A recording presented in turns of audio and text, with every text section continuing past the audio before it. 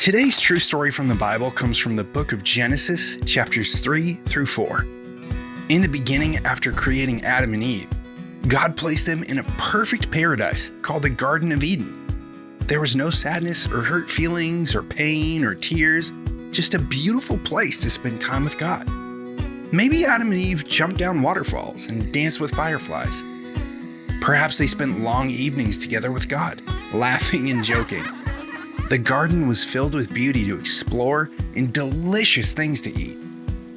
God gave them one rule: do not eat from the tree of the knowledge of good and evil, which was right in the middle of the Garden of Eden. Adam and Eve had a perfect life in the garden until one dreadful day. A serpent was slithering in the garden and began to speak. It whispered lies to Adam and Eve and suggested that eating the forbidden fruit would not hurt them. Adam and Eve had a difficult choice to make, and they chose poorly. They both ate the fruit, disobeying God, shattering the perfect world that God had created. This was the very first sin. Anything we say, think, or do that disobeys God is sin. Sin ruined the perfect world God had created, changing everything. Adam and Eve had to leave the paradise they were created for. Now, living outside of the garden, Adam and Eve started a family. Their sons, Cain and Abel, were very different. Abel spent his days tending sheep, and Cain grew crops. Cain and Abel both brought offerings to God. Abel honored God by bringing the best of his flock. Cain gathered fruit from the ground for his offering. God was pleased with Abel's offering, but was not happy with Cain's gift. Cain was hurt and angry. God warned Cain that sin was seeking to control him. Instead of turning towards God, Cain turned further away and allowed anger and jealousy to take over.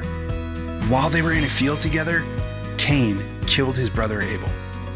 When God asked Cain where Abel was, Cain lied. But God knew the truth. God knew what Cain had done.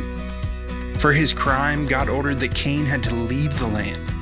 Cain was terrified that other people might be angry with him and hurt him. But God, in his grace, put a special mark on Cain's forehead to keep him safe. With a heavy heart, Cain left his homeland, away from his family, in the presence of God.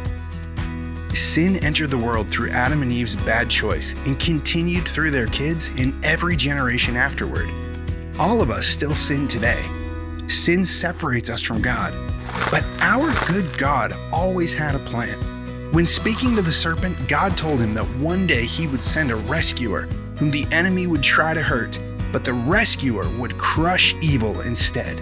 That rescuer would be Jesus, and he would defeat sin and evil on the cross.